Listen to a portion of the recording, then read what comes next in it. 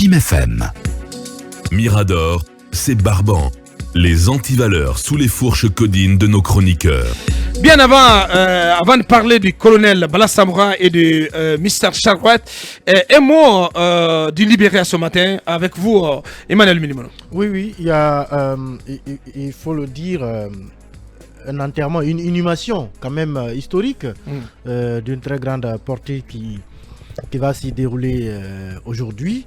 Il s'agit quand même d'un homme qui, à mon avis, fait partie de ceux-là qui relèvent un peu de l'angle mort de l'histoire, qui marquent leur temps mais qui ne sont pas forcément connus en tant que tels. Fortement médiatisés. Et j'ai lu justement une très belle tribune de l'ancien Premier ministre Kabine Komara sur Dr Amos Claudius Soya, qui est vraiment une tribune d'ailleurs que je recommande parce que elle parle vraiment de l'envergure qu'a été l'homme. On ne le connaît pas, peut-être d'ailleurs en milieu francophone, on ne le connaît pas assez suffisamment. Mais c'est un homme, si vous vous rappelez la guerre qui a décimé le Libéria de 1990 à 1993. Le Libéria pratiquement en tant qu'État n'existait plus. Et il a été la première personnalité qui a été choisie pour relever le pays après cette guerre.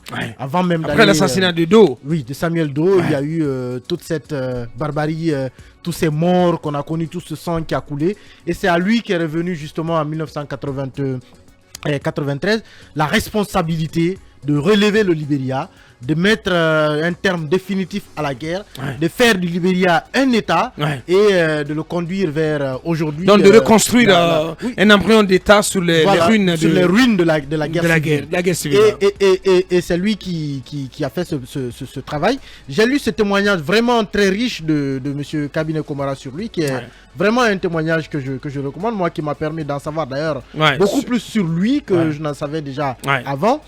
Et c'était pas quand même évident après cette guerre civile de pouvoir faire du Libéria ce qu'il est aujourd'hui. C'est un des pays en tout cas qu'on connaît pour une stabilité politique et institutionnelle assez respectable, relativement respectable depuis qu'il est sorti de cette guerre. Donc il a été désigné pour diriger ce que l'on appelait à l'époque l'exécutif intérimaire, une sorte de gouvernement d'union nationale qui devait poser les jalons, les bases de l'État et ensuite reconstruire, aller mettre un terme définitif notamment en désarmant les différents groupes armés pour aller progressivement vers la construction d'un État avant les élections ensuite qui ont vu l'arrivée de Ellen Johnson Sirleaf.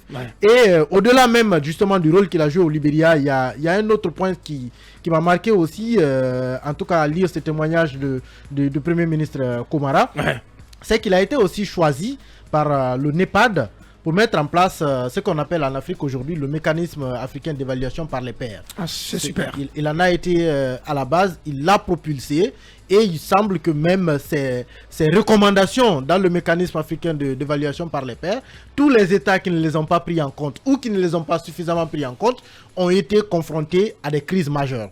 Puisque lui, il sortait déjà d'un État quand même qui a connu pratiquement une décadence. Et il a recommandé, par exemple, il y a deux exemples que je vais me permettre de citer. En 2006, par exemple, il y a eu une évaluation justement du mécanisme africain d'évaluation par les pairs qui a porté sur le Kenya. Un certain nombre de recommandations, 5 recommandations majeures que lui, il avait faites à l'époque à l'État kenyan pour permettre d'éviter une crise à l'avenir, n'ont pas été totalement prises en compte. Et il s'est trouvé que c'était en 2006. Entre 2007 et 2008, le pays a fait face à une crise sérieuse.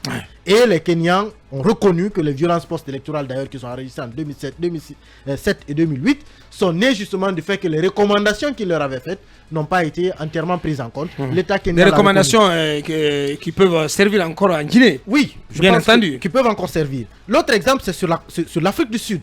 Vous avez là-bas aussi, on a tous vécu en 2008 cette barbarie xénophobe que le pays a enregistrée.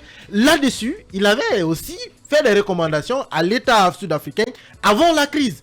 Il leur avait sonné l'alerte et donné des pistes pour leur dire attention, ça va arriver si vous ne mettez pas en place un certain nombre de dispositifs.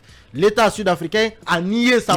C'est sourd. Le fait que la xénophobie a été dépassée par l'Afrique du Sud, c'est une nation arc-en-ciel. Donc ces recommandations n'ont pas été prises en compte et il les avait faites bien avant 2008. Et en 2008, effectivement, l'Afrique du Sud a enregistré ces violences-là. Donc c'est un homme qui a joué un grand rôle au-delà des frontières libériennes, qui a permis aujourd'hui de faire du Libéria ce qu'il est en tant qu'État, parce que c'est après lui, justement, après les jalons qu'il a posés, que l'élection de Ellen Johnson Sirleaf est intervenue, et ensuite celle de George Weah aujourd'hui, et le pays est en train de développer progressivement son processus démocratique. Donc c'est un grand homme qui est décédé le 16 février dernier, qui sera enterré aujourd'hui et qui mérite vraiment qu'on fasse une lumière sur ce qu'il a été. Peut-être qu'il est moins connu, comme vous l'avez dit, et on a voulu donc en tout cas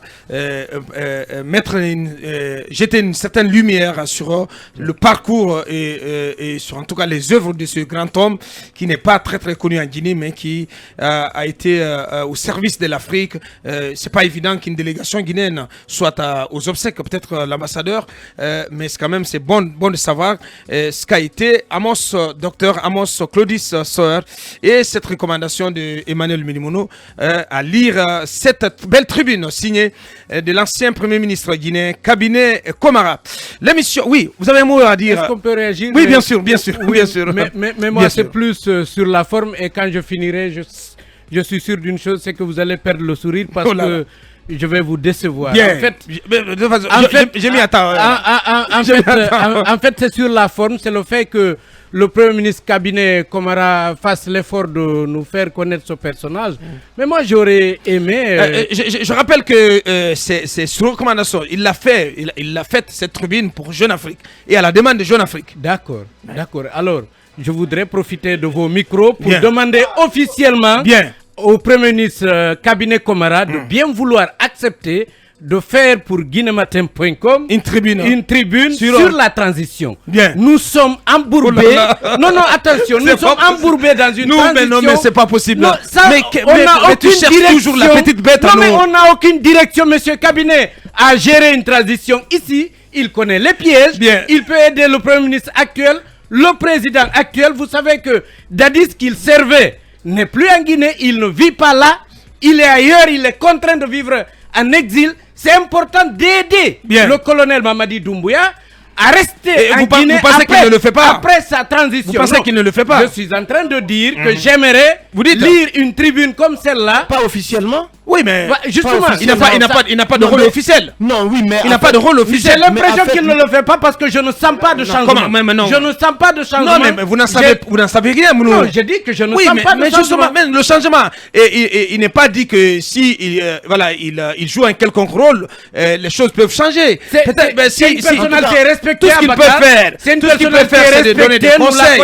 Tout ce qu'il peut faire, c'est de donner des conseils. Mais est-ce que les conseils sont pris en compte? Vous savez bien comment ça se passe avec les chefs en Guinée. Les chefs en Guinée, ils n'entendent pas raison, ils n'entendent pas les conseils. Dès les premières heures du coup d'État, on a entendu parler de Cabinet Komara. On entend toujours parler de lui dans les environs de la branche civile du... Voilà, on entend toujours parler de lui. Donc s'il n'y a pas de changement, alors qu'il n'a pas quitté, on sent qu'il ne le fait pas. Il n'a pas quitté quoi? Il est toujours dans l'entourage du président. Vous n'en savez rien, monsieur. Mais j'ai dit que je ne le sens pas. De la même manière que... On va demander son homonyme. Il est toujours dans les rouages du CNRD, du palais Mohamed V ou pas? Officiellement, non. Le cabinet Komara n'a pas de fonction. Mais il est là. Il n'a pas de fonction auprès Mais il est là. En réalité, il est là ou pas? Je ne crois pas. Il est là. Je n'ai aucune information. Oui, mais il peut bien aider la Guinée, il peut aider la jeune, il peut aider le Premier ministre, le président, à bien conduire la transition. Bien sûr. Je suis certain qu'il fait des notes chaque fois qu'on lui demande. Comme tout le monde. Vous avez vu est-ce que je sais comment pour peut-être je peux me permettre pour vous dire le peu de rôle ou comment sa façon il contribue à aider le pays pendant cette transition. Les 150 millions de DTS de la Banque mondiale, il y est pour grand chose. Vous avez vu le rôle et ça fait 300 millions de dollars. Ouais, c'est pas mal. 300 millions de dollars quand même pour la Guinée. Le juriste Camara qui a l'habitude de faire des pubs. Vous savez qu'il a l'habitude d'abord d'aller vers les autorités, d'essayer d'expliquer, et quand ça ne marche pas, il écrit. Il permet à l'opinion au moins de savoir, de comprendre. Donc, vous demandez une tribune. Oui, je souhaite qu'il fasse ça, qu'il accompagne la transition, parce qu'il connaît, il sait c'est quoi la transition. Effectivement, ouais. Il connaît, il connaît les pièges, les écueils. Effectivement, il sait ce qui les a empêchés de réussir. Et il peut aider le colonel Mamadi Doumbouya en aidant le pays. C'est tout à fait bien dit. Ça a du sens parce que... Ça a beaucoup de sens.